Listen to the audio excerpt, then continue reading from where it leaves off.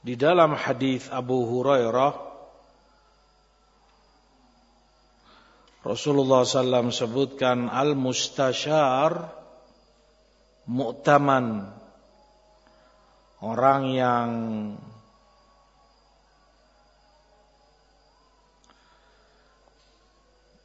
diajak musyawarah, yang diambil pendapatnya, yang kamu ajak berunding. Mu'taman adalah orang yang amanat. Amanat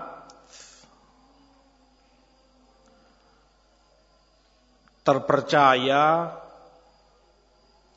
dalam agamanya, terpercaya dalam keilmuannya, dan itu kata Ibnu Hibban tidak akan ada kecuali pada seorang yang aqil, orang yang berakal. Akal yang dimaksud bukan sekedar akal yang dimiliki manusia, semua orang punya akal. Tapi yang dimaksud akal yang matang, akal yang dengannya dia bisa menimbang mana maslahat, mana mafsadah, mana yang terbaik, mana yang, agar terhindar dari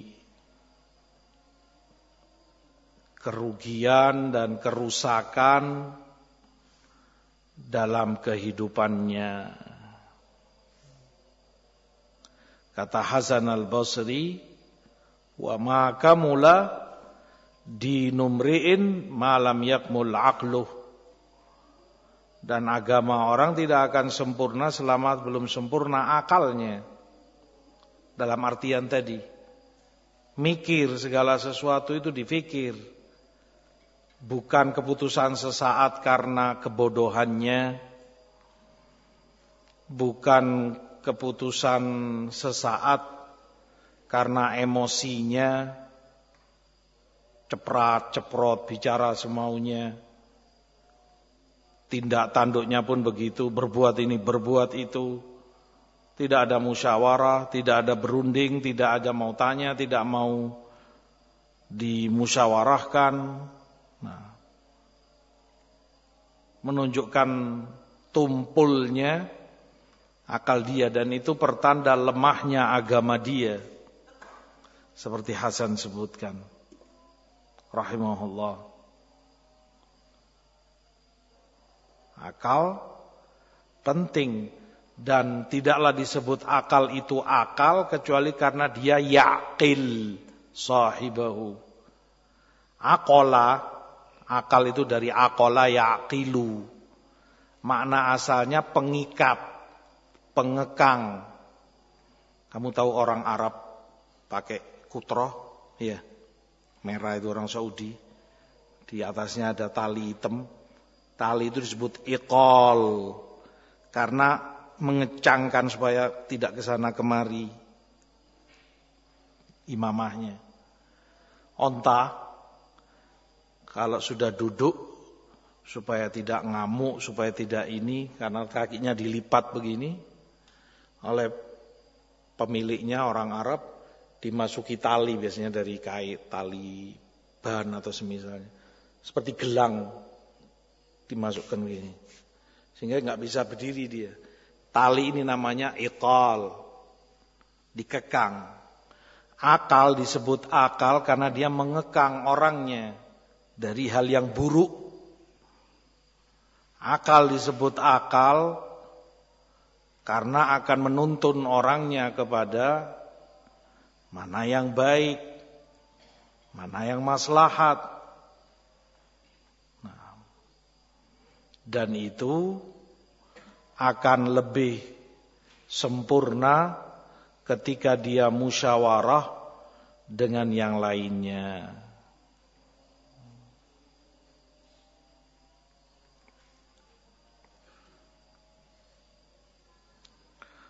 Kata Imam Al-Khattabi rahimahullahu ta'ala,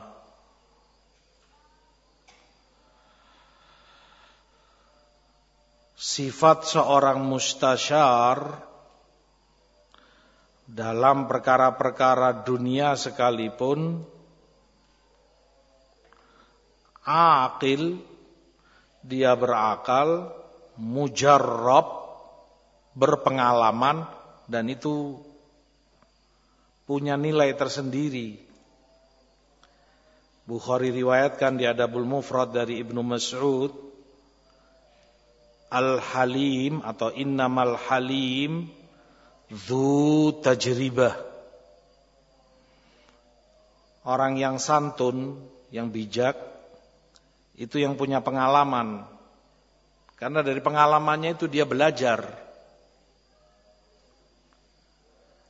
Sehingga bisa membimbing kamu.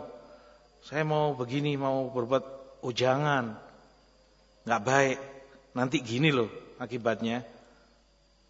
Dari mana dia tahu? Karena dia berpengalaman, sudah pernah merasakan seperti apa itu. Sehingga dia bisa menghindar. Tahu ini akan terjadi seperti ini. Lebih baik kamu begini. Santun, orangnya akan bijak.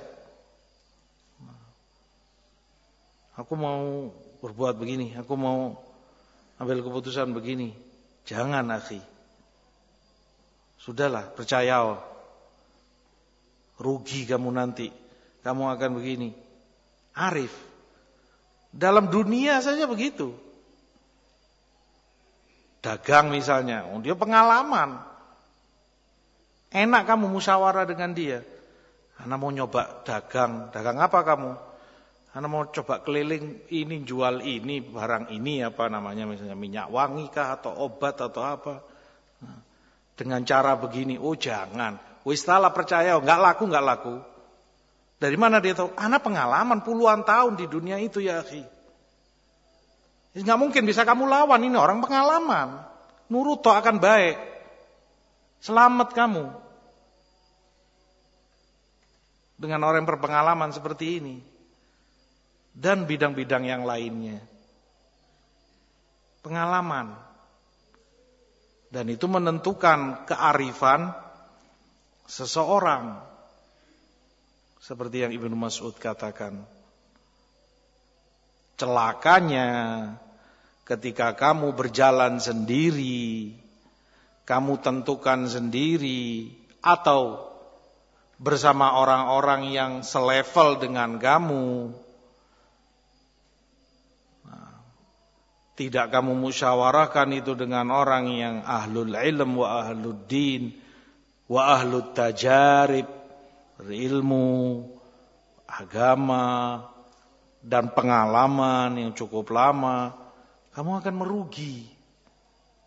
Kamu akan nyesal nantinya. Kamu akan hadapi problem, akan kamu hadapi masalah di kemudian hari. Dan sekali lagi, itu menunjukkan tumpulnya akal seseorang.